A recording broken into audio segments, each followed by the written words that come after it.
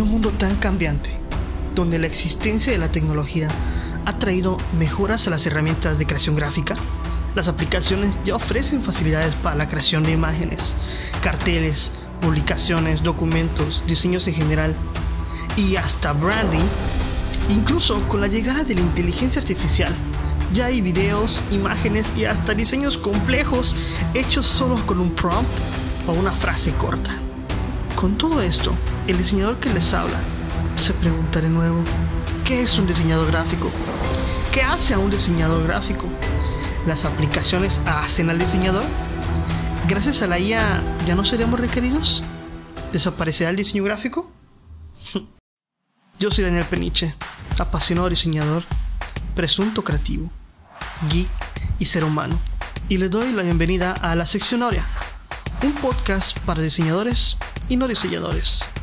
En el episodio de hoy analizaremos el cartel de Deadpool y de Wolverine. Después tendremos la historia detrás de la identidad de París 2024, sí, los Olímpicos. Y cerraremos con ¿de dónde venimos los diseñadores gráficos? ¡Comenzamos! Antes de comenzar, aclaro lo siguiente. Lo que sería en este podcast no es la verdad absoluta. Siempre será una opinión informada sobre los temas y cuestiones que se traten en este espacio. Queda abierta la posibilidad de discernir y o coincidir con este autor. Dicho esto, continuamos analizando el cartel de Deadpool y Wolverine. Este es el primer análisis que haremos en el podcast sobre el diseño de un cartel. ¿Por qué lo hago? De las áreas que más me gustan del diseño es el diseño del cartel. Es un excelente ejercicio para trasladar la razón principal de una historia de manera creativa y sustentada con la teoría del diseño. Últimamente en el cine hay pocas ocasiones en las que el diseño de cartel ha sobresalido por ser creativo, propositivo, hasta cierto punto ingenioso. Originalmente, un cartel debe darte una previa con pocos elementos para entender de qué va la película y llamar tu atención. Los carteles que usualmente son atractivos, directos y cumplen con estas características son aquellos que usan las figuras retóricas. Diré unos ejemplos, como es la hipérbole, la redundancia y la metáfora, etc. Estos términos que poco a poco estaremos usando en el contenido que crearé para ustedes ayudan a la comunicación gráfica creativa. Ahora, vamos con el asunto. De todos los carteles de esta nueva película, a mi parecer, el más creativo ha sido el cartel del collar de la amistad. En términos prácticos, usa la figura retórica de la metáfora. Una metáfora funciona más o menos así. Es la comparación de dos cosas entre sí, donde se reemplaza la palabra o imagen atribuyendo cualidades a la comparación. Por ejemplo, si digo, mi hermano es un león, no significa que sea el felino. Significa que es valiente o fuerte, que son cualidades que se relacionan con un león. Ahora, quedará más claro cuando aclaremos cómo es una metáfora en este cartel. Pareciera que fue una manera muy sencilla cómo se llegó a este diseño. Pero si lo revisamos, el cartel se compone en tres factores: el collar, el fondo y el título. El collar es, como lo dije, un collar de la amistad donde ambas partes del corazón se reemplazan por los colores que representan a Deadpool y a Wolverine.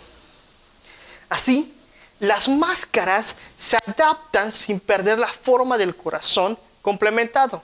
Vaya, las máscaras de los personajes. Esto no quiere decir que sean un collar ellos, sino que nos da a entender mediante la metáfora que ellos son el complemento del otro.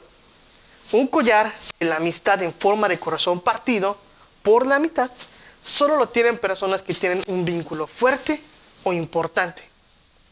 Esto nos da a entender que la película se centrará en ellos y cómo este complemento que ellos tienen, o que son el uno para el otro, se irá formando y contando durante el largometraje.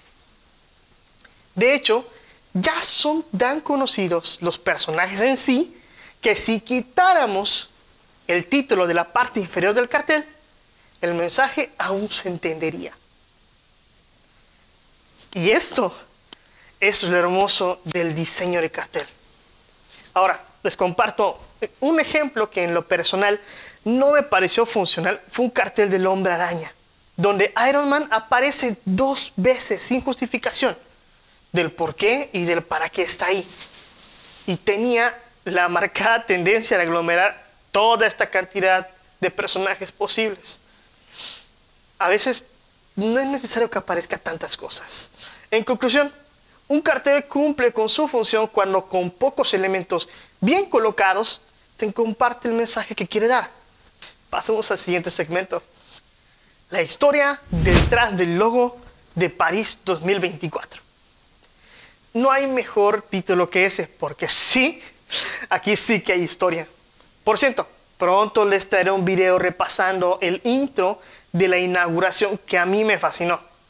En este aparecen la mayoría de los carteles de los anteriores eventos olímpicos. Espérenlo, que está para repasar estos increíbles diseños y avísenme que si les gusta este video les puedo traer más y también si les gusta el tema de los olímpicos. Ahora sí, regresando al tema de la marca de los olímpicos. Esta captó y generó una lluvia de comentarios enfrentados dada su propuesta. Les comento que aquí solo presentaremos la realidad de lo que se dice de la marca. Ya en un futuro video haremos un análisis más a profundidad acerca de los qué, para qué y por qué de la marca. Sin más, la marca de París 2024 es la representación femenina francesa. Marianne de la Libertad guiando al pueblo, que es un cuadro pintado por Eugène Delacroix.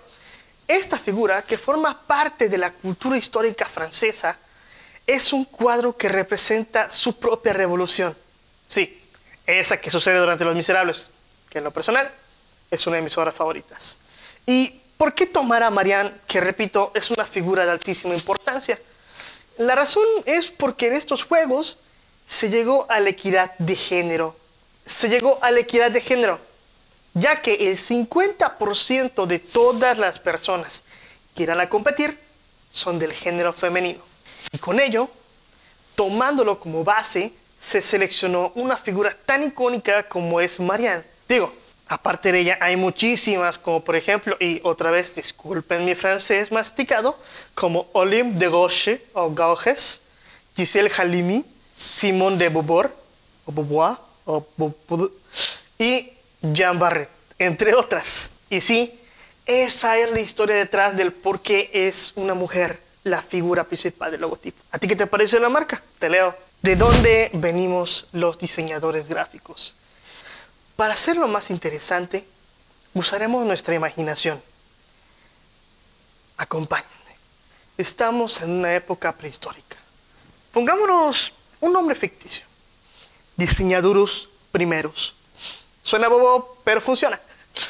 Diseñadurus pertenece a una tribu a la que llamaremos Reticulius.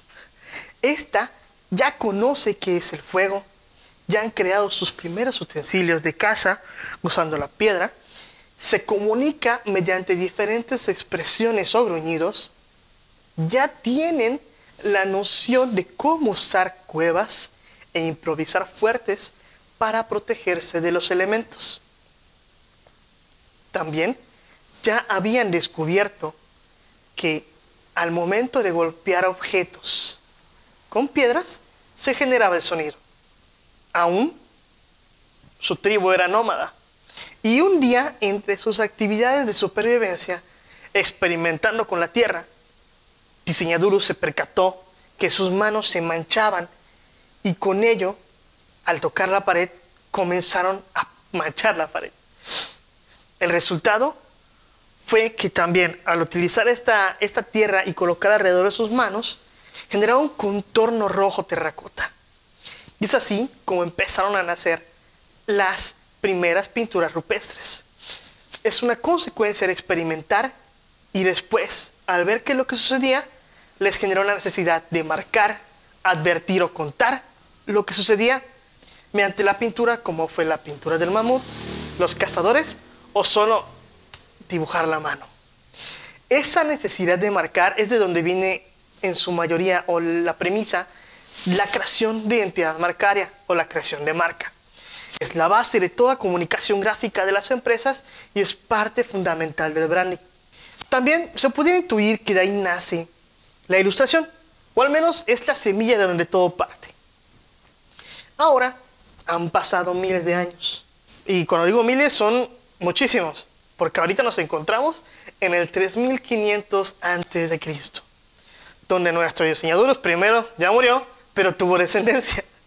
Y este ha evolucionado y ahora su descendencia ya es parte de la época de la civilización mesopotámica, donde ahora nos encontramos con diseñadores sumerios.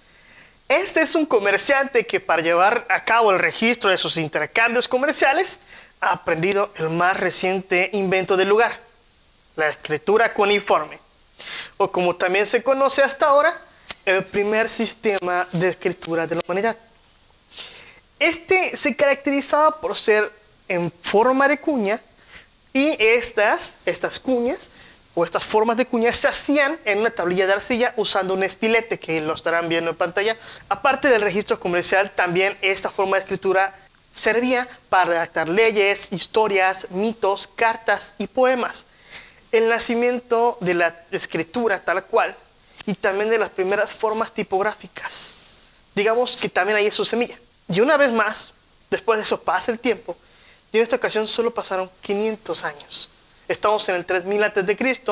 y ahora nuestro ancestro tuvo otra descendencia, y tenemos al diseñador Ramsés I. No es un faraón, es un escriba. Y a pesar de que también en Mesopotamia estaba la escritura cuneiforme, aquí ya había evolucionado a otro tipo de escritura, y son los glifos egipcios, que se presentaban tanto en los muros de los templos como en los papiros. Un ejemplo, y es una de las más hermosas piezas que existen, es el mismo libro de los muertos. Un gran libro lleno de glifos con gran relevancia durante los ritos funerarios. Esta es la primera parte de donde venimos los diseñadores gráficos. Y obviamente en posteriores episodios abordaremos más a fondo este tema. Dime, ¿qué te pareció este segundo episodio? ¿Qué te pareció hasta ahorita esta idea? ¿Te gusta cómo estamos contando la historia? ¿Tú ya sabías que de aquí comenzábamos? Tenlo en los comentarios. Y así llegamos al final de este segundo episodio de la sección áurea. Espero en verdad que lo hayan disfrutado y que hayan aprendido bastante en este viaje por el mundo del diseño gráfico. Y recuerden que el diseño está en todas partes y que como diseñadores tenemos la responsabilidad y el privilegio de dar forma a nuestro entorno y a la manera en que nos comunicamos. Hasta que nos volvamos a encontrar. Un saludo y chao, chao.